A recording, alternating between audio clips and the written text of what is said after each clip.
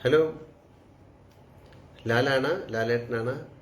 കുറേ നാളായി ഞാൻ ഒരു FB ലൈവ്. വയനാട് ഉരുൾപൊട്ടലിൻ്റെ പശ്ചാത്തലത്തിൽ മുഖ്യമന്ത്രിയുടെ ദുരിതാശ്വാസ നിധിയിൽ ധനസഹായവുമായി നടൻ മോഹൻലാൽ 25 ലക്ഷം രൂപയാണ് ദുരിതാശ്വാസ നിധിയിലേക്ക് നൽകിയത്.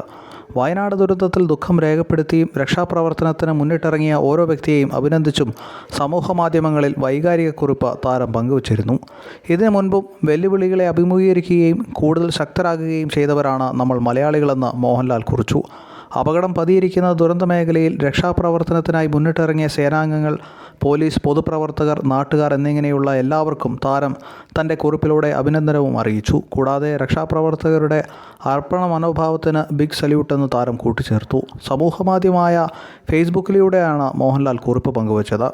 വയനാട് ദുരന്തബാധിതർക്ക് ആശ്വാസം പകരാൻ പ്രവർത്തിക്കുന്ന നിസ്വാർത്ഥരായ സന്നദ്ധ പ്രവർത്തകർ, പോലീസുകാർ, ഫയർ ആൻഡ് റെസ്ക്യൂ, NDRF സൈനികർ, സർക്കാർ ഉദ്യോഗസ്ഥർ തുടങ്ങി അക്ഷീണം പ്രയത്നിക്കുന്ന ഓരോ വ്യക്തിയുടെയും ധൈര്യത്തെ ഞാൻ സല്യൂട്ട് ചെയ്യുന്നു. ദുരിതാശ്വാസ ദൗത്യത്തിൽ മുൻപന്തിയിൽ നിന്ന എൻ്റെ 122 ഇൻഫാൻട്രി ബറ്റാലിയൻ TA മദ്രാസിൻ്റെ പ്രയത്നങ്ങൾക്കും നന്ദി.